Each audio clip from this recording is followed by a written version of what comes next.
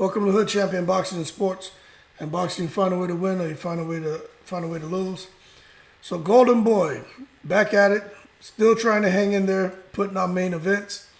I guess everybody has a quota, so they look to try to meet their quota by creating all these main events and different cards throughout the year. Some of these cards never really gain any steam. Some of these cards they try to put together fall apart at the end. Then you have cards they put together that stick.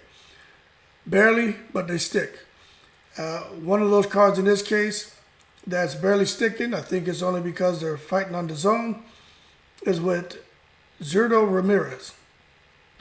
Zurdo Ramirez is an extremely talented fighter. Now, I didn't know much about him until I saw him fight against Sullivan Barrera. I saw a fight before that, and it just looks like he hits extremely hard. He's extremely technical, and he is just an amazing fighter. The thing about Zurdo Ramirez, for those of you who don't know who he is, he was on Top Rank for a while, and some things didn't work out the way he was hoping it would, but he ended up breaking away from Top Rank and hooked up with Golden Boy. But what we have in Zurdo Ramirez is he is a former super middleweight title holder, and now he's a current light heavyweight contender. Now, you say, okay, well, why are you doing a video on this guy? We don't know anything about him. Because if he should get through this opponent that he's getting ready to fight. He should get through that opponent with no problem. Okay? But this is the thing. Zurdo Ramirez was supposed to be trying to fight Bivol before Canelo Alvarez. So Canelo Alvarez could have fought. He could have fought Ramirez. He didn't want to fight him. He didn't want to fight him at all. He didn't want anything to do with him. And there's a reason for that. Now, you can say, well, Bivol has a belt, and that's what he's going after. And I get it. I understand Canelo's strategy and his approach to what he's doing. I get it. I support that. But you got Zurdo Ramirez out of Mexico, fighting in light heavyweight. Extremely powerful, extremely skillful. And I think that is a more marketable fight, especially if they were to host that fight in California or in Mexico. Now, Zurdo getting ready to return to the ring. He's fighting against somebody who you probably never heard of, but he's fighting in California. They're trying to raise his profile. But the winner of Canelo and Bivol, you know, Canelo's going on to fight Triple G. So Zurdo Ramirez is going to have to wait to see what's going on, see if he can land the Canelo sweepstakes.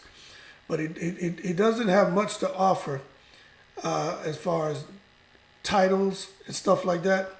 But I think he may be probably one of the biggest challenges to Canelo at 175. He's that good of a fighter. Extremely heavy hands, outstanding combinations, and he's a solid, well-rounded fighter. When I saw him fight Sullivan Barrera, I couldn't believe he was beating him down like that. Like, it seemed like every time he touched Sullivan Barrera just couldn't stay on his feet.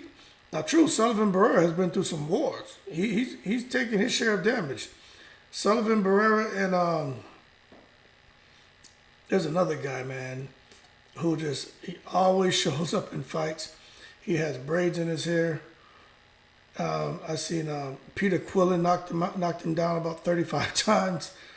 He came back and he was fighting somebody else and they stopped the fight. I can't remember his name, but I'm sure some of you know who I'm talking about. Leave it in the comments below. But those guys just keep getting opportunity after opportunity. But when you come into a guy like a Zurdo Ramirez, it's unfortunate for them because they just don't have much left in the tank against a lion like Zurdo. So keep your eyes out for this guy. He's making noise. I think it's just a matter of time before he gets a breakout fight. Don't know if he's going to be at Canelo because Canelo's going to be busy. But he is definitely probably one of those quiet monsters that's just there. You don't know he's there. But once you wake him up and you get him into the right fight, to improve his profile, then the world's gonna know who he is. Like he's that good of a fighter. But more to come on him. But he was supposed to be fighting Bivol, and then Canelo came into the mix, and Canelo obviously gets what he wants. But Ramirez is a little frustrated about that. He understands how boxing works, but he wanted to get to that Bivol fight first. He felt he could have beaten Bivol. Did he get the title? Then he'd be the one fighting Canelo, and a huge kind of a Mexico versus Mexico showdown.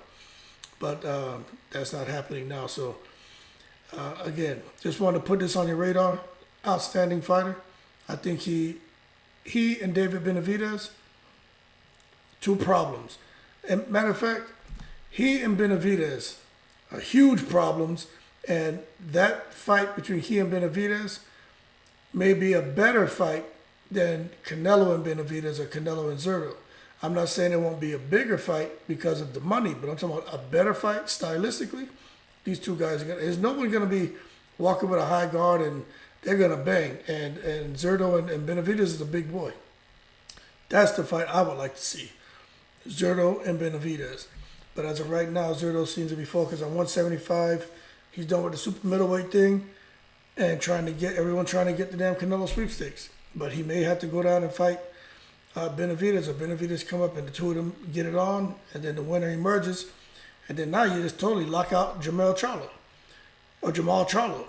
Now he gets locked out because, he can't make the big fights, and Canelo wants somebody, obviously, who's out there putting the work in. But anyway, that being said, like and subscribe. More to come on Zurdo. We're going to see him mix it up with somebody if he gets to this opponent on the 14th. And we'll just see what the future holds for him. But an outstanding fighter, outstanding talent. He's on Golden Boy.